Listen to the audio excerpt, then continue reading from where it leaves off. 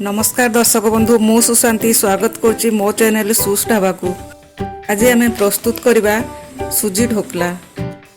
गोटे कप सुजी रे गोटे कप दही नेबा, अदा और कंचा लंकार छेचा गोटे स्पून नेबा, लुण हाफ स्पून नेबा, चीनी गोटे स्पून नेबा, तेल गोटे स्पून नहीं भल भाव मिक्स करदेबा।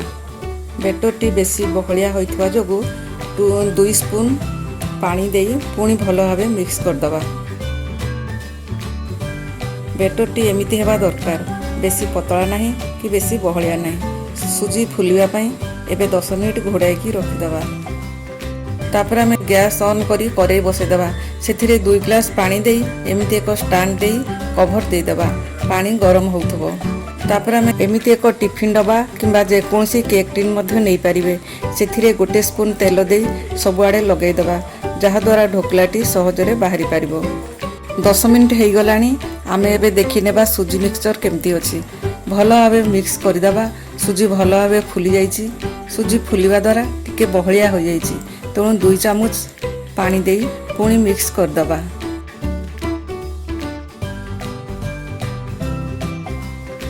एबे आमे एमिति एक इनो पैकेट नहीं से इनो पाउडर को देदेबा। सेथिरे टिके पानी दे भल भाव मिक्स करदेबा। इनो पकैबा परे बाहर बेसी समय रखा कथा नुहे, तेणु सांगे सांगे तेल देइथवा जगार सुजी मिक्सचर को दे करेई बसैदेबा। कभर दे हाई फ्लेम रे 15 ରୁ 20 मिनिट पर्यंत कुक करबा। 15 मिनिट हो जाइछि। एबे आमे चेक करबा। जेहेतु छुरी रे किछि लागिनी, तेणु जानिबा ढोकला भल भाव हो जाइछि।